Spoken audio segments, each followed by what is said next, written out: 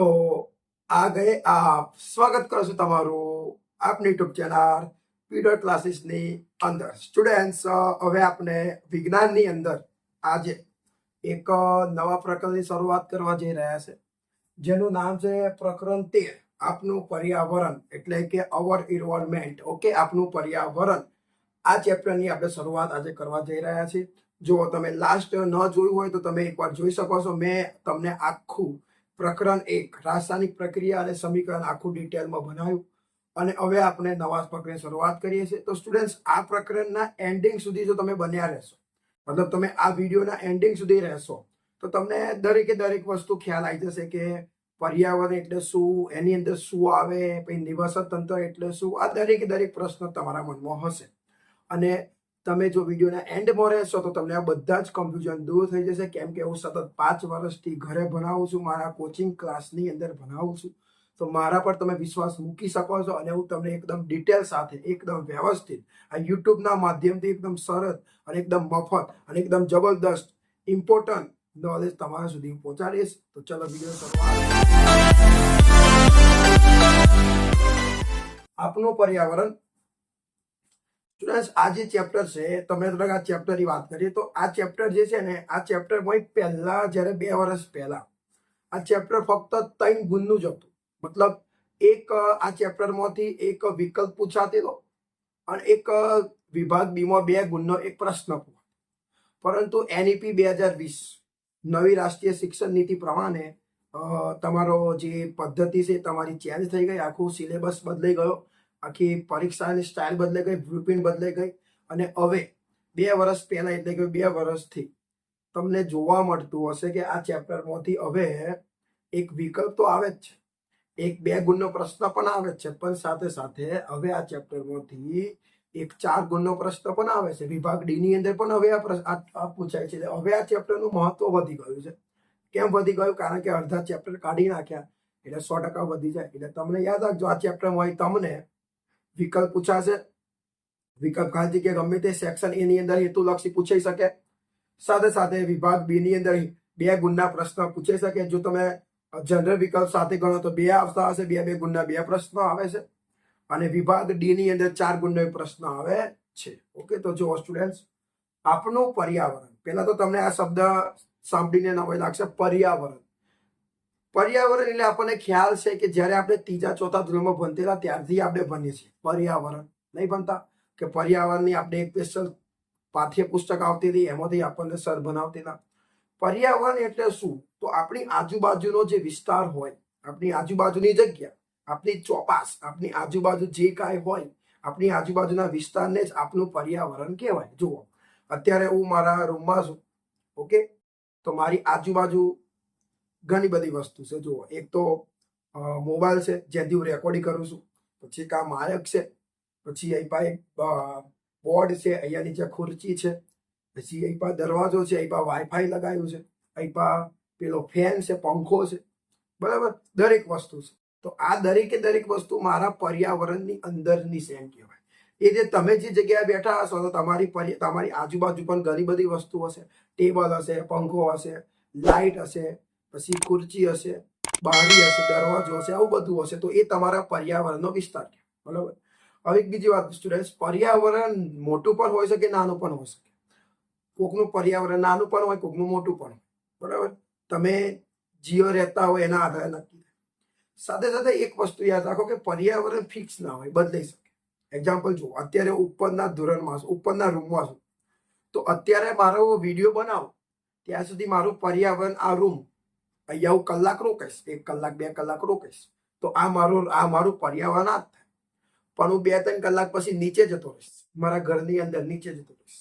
બરોબર તો હવે નીચે જતો રહ્યો તો મારું પર્યાવરણ હવે નીચેનો રૂમ કહેવાય એમ પછી તમે કદાચ તમે અત્યારે વિડીયો જોતા હશો પણ વિડીયો જોયા પછી બહાર માની લો તમે ક્રિકેટ રમવા જતા રહે તો બહાર ફરવા જતા રહે તો બગીચો એ તમારું પર્યાવરણ કહેવાય બરાબર સ્કૂલમાં ભણતા હોય તો સ્કૂલ તમારું પર્યાવરણ કહેવાય ટ્યુશનમાં જતા હોય તો ટ્યુશન તમારું પર્યાવરણ કહેવાય એમ પર્યાવરણ ચોક્કસ ના રહે અચોક્કસ હોય બદલાતું હોય ઓકે તો આને આપણું પર્યાવરણ કહેવાય પર્યાવરણ એટલે આપણી આજુબાજુનો વિસ્તાર એને પર્યાવરણ કહેવાય પર્યાવરણ મોટું પણ હોઈ શકે નાનું પણ હોઈ શકે સાથે સાથે પર્યાવરણ બદલાતું પણ રહે છે. હવે હું તમને જે દેખાડું ને એને તમે વ્યવસ્થિત દેખજો, કે દેખીને સમજશો તો વધારે ખ્યાલ આવશે. બરાબર? તો જો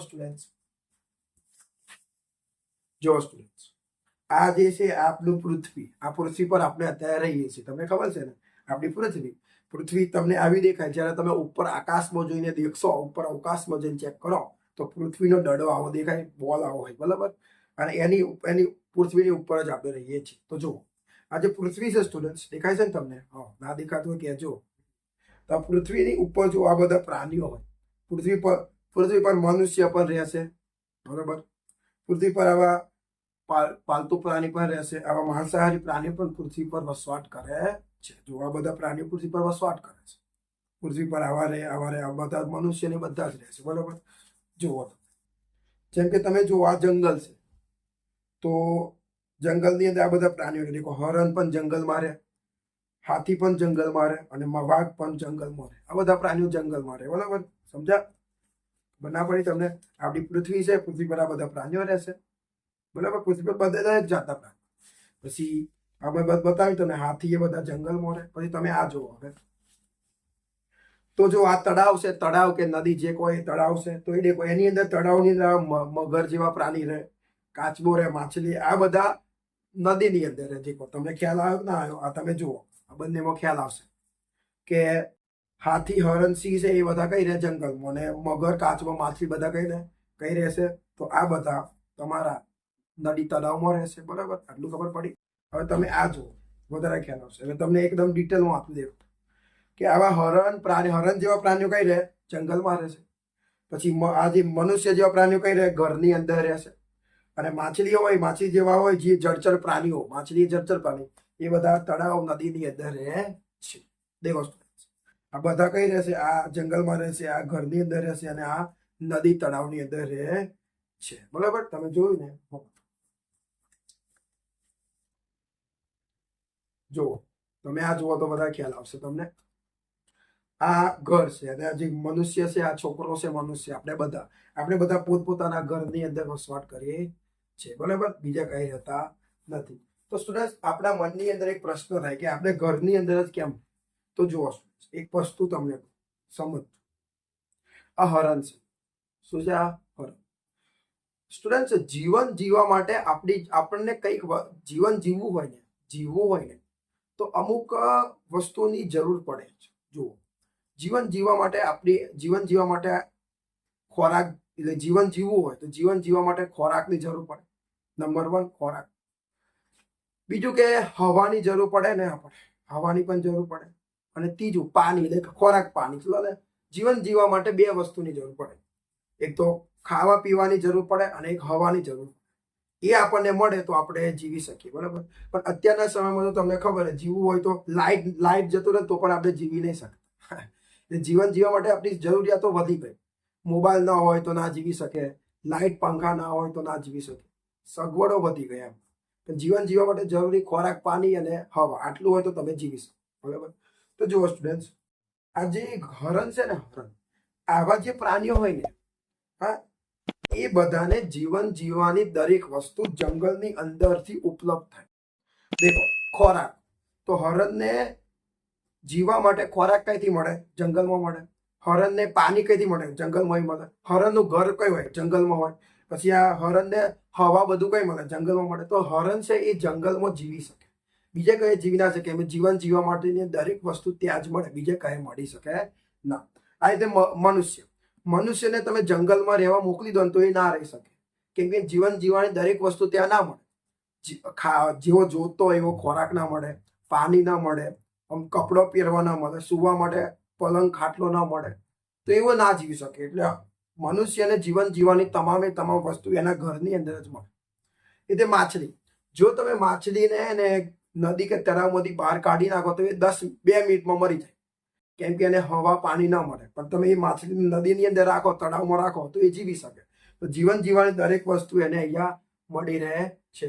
તો જુઓ સ્ટુડન્ટ, એનાથી હું તમને એ સાબિત કરવા માંગુ છું કે આપણે બધાને જીવન જીવવા માટે જે જરૂરી વસ્તુ છે, એ દરેક વસ્તુ આપણને જે જગ્યાએ મળી જાય ને, જે જગ્યાએ આપણને જીવન જીવવાની દરેક વસ્તુ મળી શકે, જે વિસ્તાર, જગ્યા ના હોય તો વિસ્તાર, કોને કોઈ વાંધો નહીં, જે વિસ્તારમાં જીવન જીવવાની દરેક વસ્તુ આપણને મળી જાય એ જગ્યાને, એ વિસ્તારને આપણું નિવસન તંત્ર કહેવાય.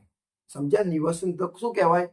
જીવન જીવવા માટેની તમામે તમામ વસ્તુ, જીવન જીવવા માટેની તમામે તમામ વસ્તુ આપણને જે જગ્યાએ ઉપલબ્ધ થાય એ જગ્યાને નિવસન તંત્ર કહેવાય.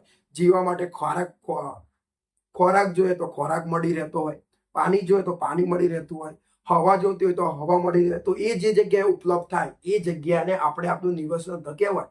તો જુઓ, આપણું મનુષ્યનું નિવસન તંત્ર ઘર, કેમ કે ઘરની અંદર જ એને જીવન જીવવાની તમામ વસ્તુ મળી જાય, એટલા માટે મનુષ્યનું નિવસન તંત્ર શું કહેવાય? ઘર.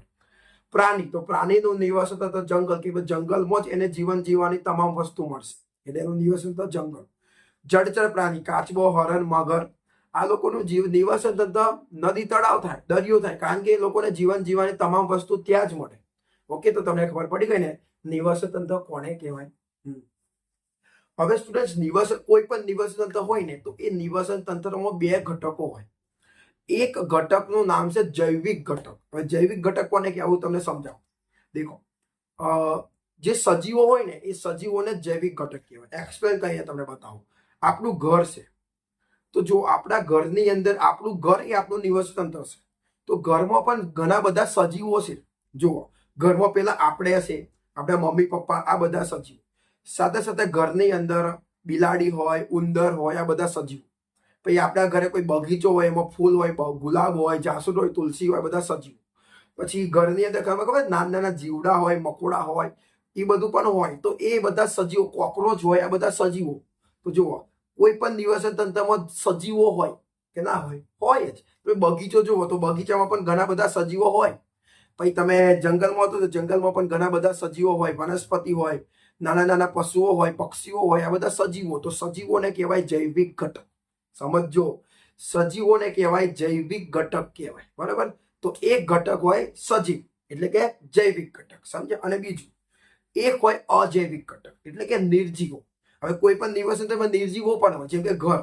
તો ઘરમાં નિર્જીવ ઘટકો કેટલા હોય? દેખો, ટેબલ હોય, પછી પંખો હોય, પછી જમીન હોય, પાણી હોય, હવા હોય, પલંગ હોય, દરવાજો હોય, ખુરચી હોય, આ બધા નિર્જીવ ઘટકો, એટલે એને કહેવાય અજૈવિક ઘટકો. તો જુઓ, દુનિયાનું કોઈ પણ નિવસન તંત્ર હોય સ્ટુડન્ટ્સ, એમાં બે વસ્તુ હોય, સજીવો પણ હોય, સાથે સાથે નિર્જીવો પણ હોય. એટલે કે સજીવો, જૈવિક ઘટક પણ હોય અને અજૈવિક ઘટકો પણ હોય. હું તમને બતાવું કયા કયા હોય છે. જોજો,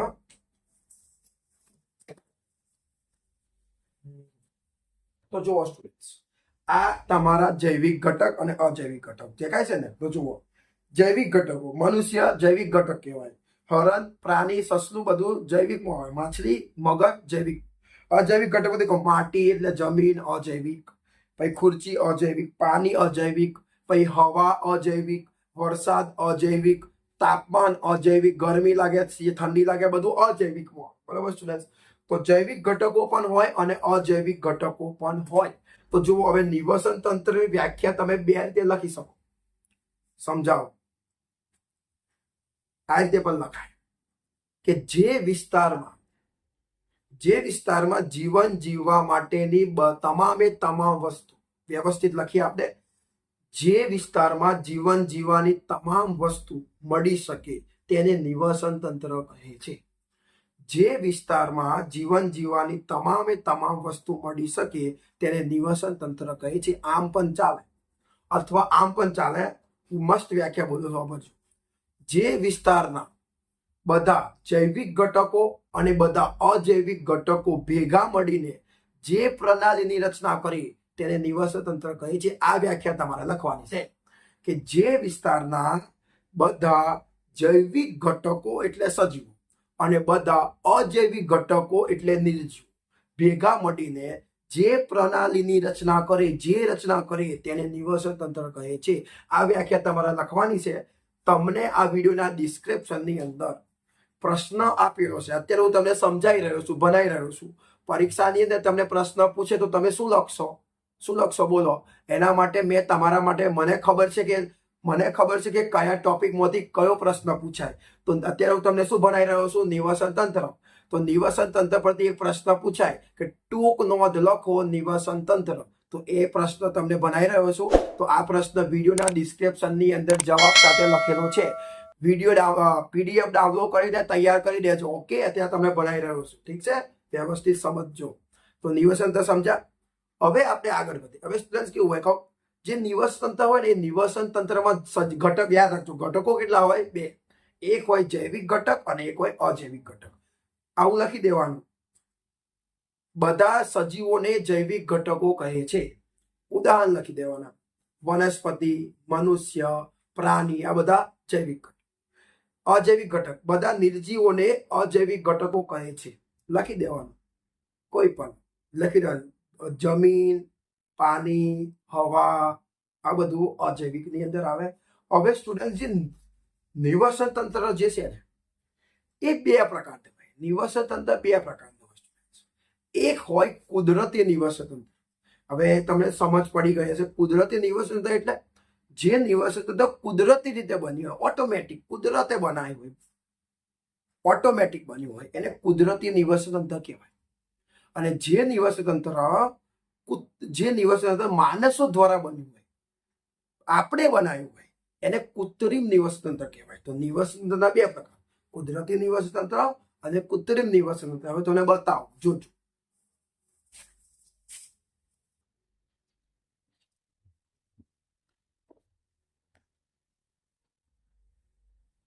તમે જુઓ સ્ટુડન્ટ્સ, તો આ એક તળાવ છે. જુઓ, તળાવ. તો સ્ટુડન્ટ્સ તળાવ છે ને એ કુદરતી નિવસન તંત્ર કહેવાય. તળાવ કોઈ બનાવે ના, આપણે આપ કોઈ જગ્યાએ બની જાય, તો આને કુદરતી નિવસન તંત્ર ગણજો. ઉદાહરણ યાદ રાખજો. કુદરતી નિવસન તંત્રમાં શું આવે? તળાવ.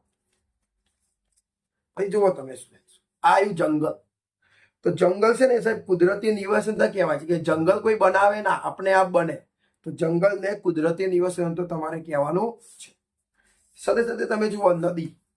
નદી હોય, સરોવર હોય. આ નદી પણ આપણે આપ બને, તો એને કુદરતી નિવસન તંત્ર કહેવાય. તો 3 છે. દેખો, જંગલ કુદરતી નિવસન તંત્ર, તળાવ કુદરતી નિવસન તંત્ર અને નદી કુદરતી નિવસન તંત્ર કહેવાય. આ શું છે? ખેતર. તો ખેતર મનુષ્ય બનાવે, આપણે બનાવીએ આપણું ખેતર. તો ખેતર એક કૃત્રિમ નિવસન તંત્ર કહેવાય. પછી તમે જુઓ આ બગીચો. આ શું છે? બગીચો. બગીચો દેખો, આ બગીચો છે. આ કુદરતી આ કૃત્રિમ નિવસન તંત્ર કહેવાય. શું કહેવાય આને? કૃત્રિમ. કેમ કે બગીચો મનુષ્ય દ્વારા બનાવો. અને એક છેલ્લું તમને બતાવું. દેખો, માછલી ઘર. તમે કઈ ગયા હશો પ્રાણી સંગ્રહાલયમાં અથવા ગમે તે જૂની અંદર, તો આવું માછલી ઘર હોય, અથવા આપણે ઘરની અંદર પણ માછલીનું ઘર બનાવીએ. તો માછલી ઘર પણ આપણે બનાવીએ, તો માછલી ઘરને આને પણ કૃત્રિમ નિવસન તંત્ર કહેવામાં આવે.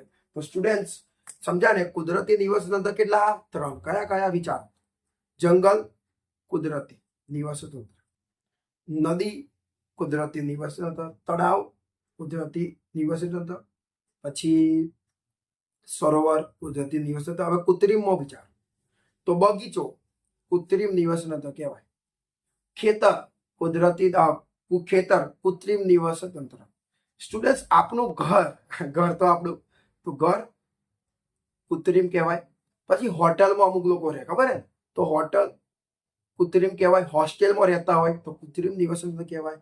તો સ્ટુડન્ટ્સ આ રીતે નિવસન તંત્રના 2 પ્રકાર, કુદરતી નિવસન તંત્ર અને કૃત્રિમ નિવસન તંત્ર. તો જુઓ સ્ટુડન્ટ્સ, મેં તમને આ વિડીયોમાં આટલું સમજાવ્યું. હવે તમારી જવાબદારી છે, તમારી ફરજ છે કે તમને આ વિડીયોના ડિસ્ક્રિપ્શનની અંદર એક PDF મેં આપી છે. એ PDFમાં સ્ટુડન્ટ્સ એક પ્રશ્ન જવાબ સાથે લખેલો છે. પ્રશ્ન તમે યાદ રાખો. પ્રશ્ન શું છે? ટૂંક નોંધ લખો નિવસન તંત્ર. તો સ્ટુડન્ટ્સ એની અંદર તમારે એને આટલું વસ્તુ લખી. પેલા નિવસન તંત્રની વ્યાખ્યા લખવાની, પછી નિવસન તંત્રમાં રહેલા ઘટકો લખવાના, જૈવિક અને અજૈવિક, અને નિવસન તંત્રના પ્રકારો કુદરતી અને કૃત્રિમ. આટલું તમારે પ્રશ્નમાં લખવું પડે. 4 ગણમાં પ્રશ્ન પૂછાય, તો આટલું તમારે લખવું પડે. તો એટલું કમ્પ્લીટ તૈયારી કરી દેજો. આપણે ચેપ્ટરની શરૂઆત કરી દીધી એકદમ જબરદસ્ત. ભગવાનનું નામ લઈ, ગણપતિ ભગવાનનું નામ લઈ શરૂઆત કરી દીધી, બરાબર. હવે આપણે આવતા વિડીયોની અંદર આ જ ચેપ્ટરની અંદર હવે આગળ વધશું કે જે જૈવિક ઘટકો છે એના પણ પ્રકારો આવે, ઉત્પાદકો, ઉપભોગી અને એ બધું આવે ને વિઘટકો, એના વિશે હું તમને હવે આવનારા વિડીયોની અંદર સમજાવીશ. ત્યાં સુધી આ પ્રશ્નને કમ્પ્લીટ કરી દો, તૈયાર કરી દેજો. અને હા, જો તમને વિડીયો ગમ્યો હોય તો પ્લીઝ કમેન્ટની અંદર તમારું જે સજેશન હોય એ સજેશન આપો. વિડીયોને લાઈક કરી દેજો. ચેનલને સબસ્ક્રાઇબ ન કરી તો પ્લીઝ ચેનલને સબસ્ક્રાઇબ કરી દેજો અને સપોર્ટ કરવાનો પૂરેપૂરો પ્રયત્ન કરો. ઓકે, કોઈ પણ ડાઉટ હોય તો તમે કમેન્ટ બોક્સની અંદર જઈને કમેન્ટ કરો. હું તમારી કમેન્ટ 100% વાંચીશ અને એનો જવાબ આપીશ. ત્યાં સુધી આગળ ભણતા રહો, વ્યવસ્થિત ભણતા રહો, પરીક્ષાની તૈયારી કરો.